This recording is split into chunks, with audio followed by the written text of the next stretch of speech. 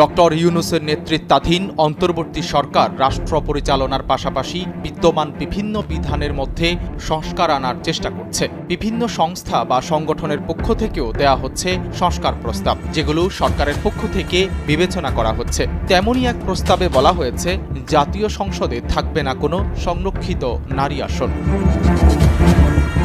জানা যায়, শিগগিরই দ্বিকক্ষ বিশিষ্ট আইনসভার প্রস্তাব করেছে ল রিপোর্টার্স ফোরাম। প্রস্তাবনায় বলা হয়েছে, জাতীয় সংসদে কোনো সংরক্ষিত নারী আসন থাকবে না। নারী পুরুষ সবাইকেই সরাসরি নির্বাচন করে আসতে হবে। নির্বাচনে রাজনৈতিক দলগুলোকে 10 ভাগ নারী সদস্য মনোনয়ন দিতে হবে। সরাসরি নির্বাচন করে তাদেরকে জাতীয় সংসদে আসতে হবে।